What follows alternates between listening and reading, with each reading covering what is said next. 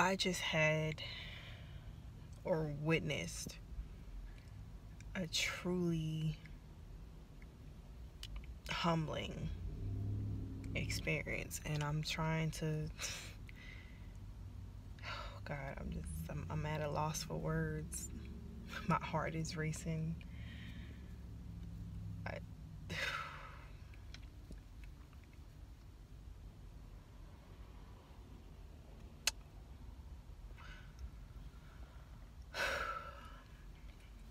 so I stepped out of the house today,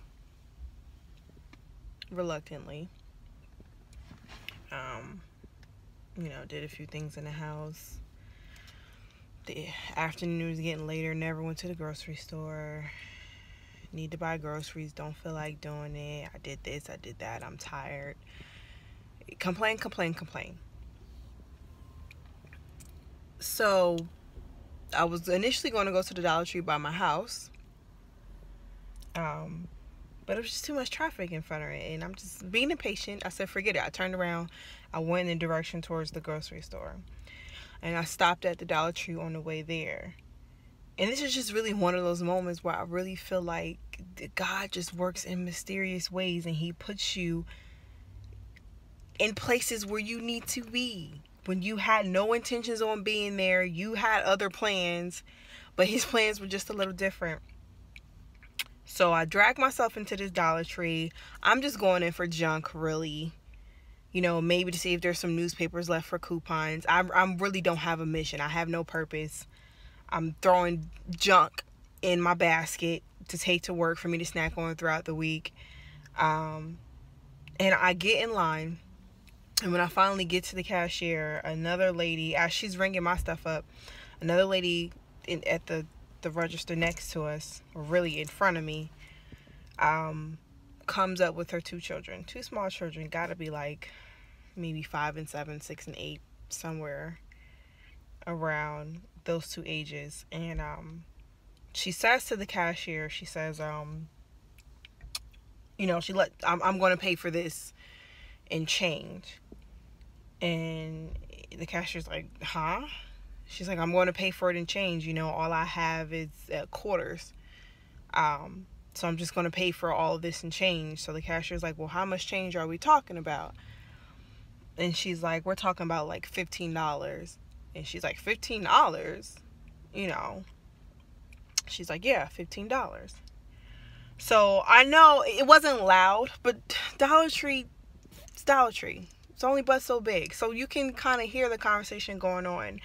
And I got so lost in what was happening in front of me, I didn't even realize how slow my cashier was actually moving. So I'm watching, and as the lady starts ringing her stuff up, another lady that was in line with us, she comes up to her, and she hands her, I guess she hands her money, and I think she said something to the sound of God bless you, or she just said a few words, and she handed her money, and she walked away. And the cashier said to her, oh, well, I guess you can keep your change. You can get your change back. And the mom just stood there. Oh, God, I'm about to cry. The mom just stood there. And she just cried. And she just broke down and she cried. It is stuff like this. You only hear about it on Facebook. You don't really see it happening, and you just take the small things for granted. And here I am complaining because I'm tired. I gotta do laundry, I gotta clean, I gotta cook, and I don't feel like going out the house, and I don't feel like going shopping for groceries, and I don't feel like cooking.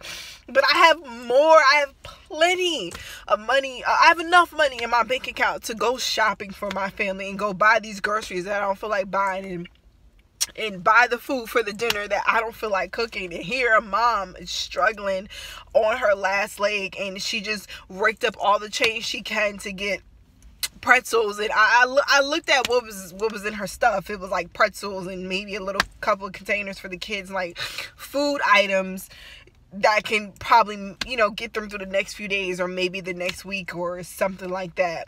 And here she is struggling to buy the necessities, and I'm complaining about buying groceries, but I got time to stop at fucking Dollar Tree and buy $10 worth of candy. And it's like, at that moment, oh my gosh, I don't know if I feel ungrateful.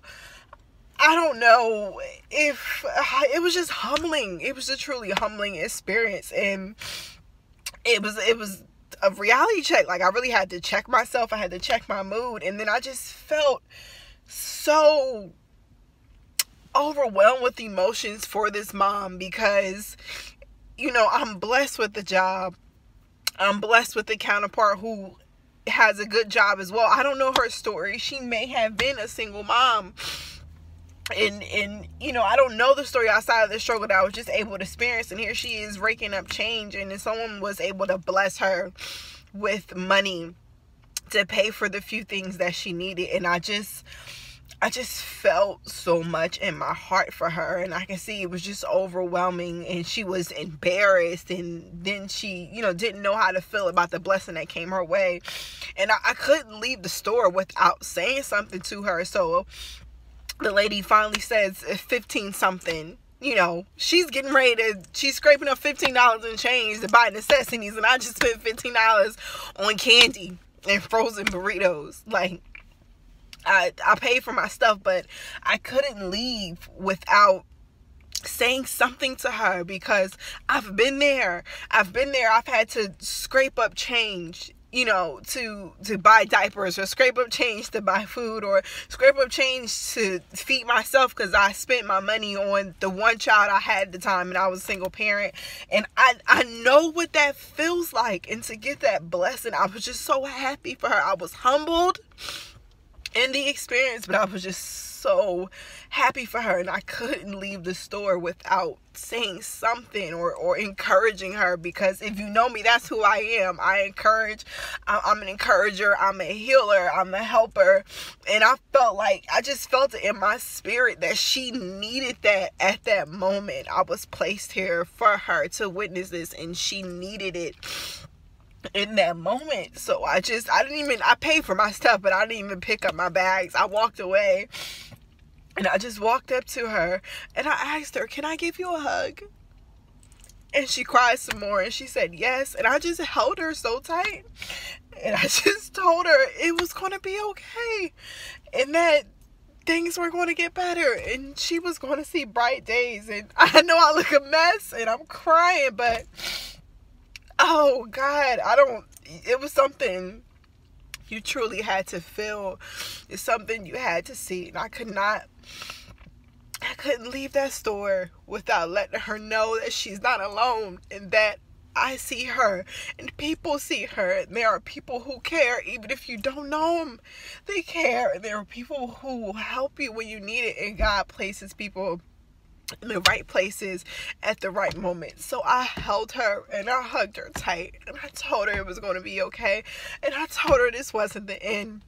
And I told her, I know it's hard when you have children that are looking to you, that depend on you, and you can barely depend on yourself. But I told her that it was going to get better. I had to, and the words were just flowing out of my mouth, and I don't know if it was more so coming from the heart than it was coming from God. If he just put me there for her.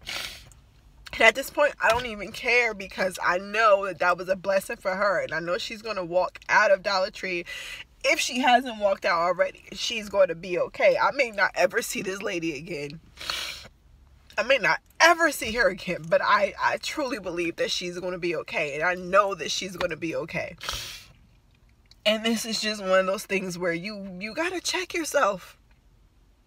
You have to check yourself, because while we're out here bitching, moaning, whining, and complaining about small and stupid stuff because we don't get what we want, or we don't want to do something, we're being ungrateful. There are people that are struggling, and we become so numb because we're experiencing, we're exposed to so much stuff via social media, or just the way that the world is going. We're become so numb that these are really the moments where we need to open our heart back up and understand that there are things going on around you. There are people struggling around you, and you can't, it's not always your place to just sit and worry about you. Sometimes you have to worry about others, because it's so many of us out here, but we're all so alone. We're all so alone, and there are people out there that need us, people that need you, people that need me. And oh gosh, whew. Oh God, it was definitely an eye-opener. It was definitely an experience. And oh, whew.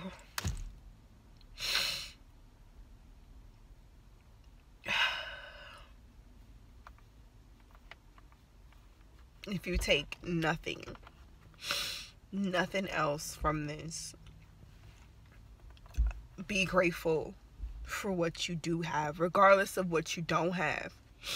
Be grateful for what you do have, because there are people out there that are doing worse than you. Stop worrying about those that are doing better than you, and worry about those that are doing worse than you. Because while you're complaining about the smallest stuff, they wish their problems was this small, and they wish these were the only things that they had to worry about.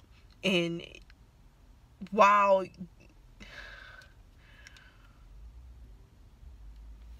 just love, man, love one another. When you see somebody, you're out your house and you're out and about, and you see somebody that needs help them, bless them.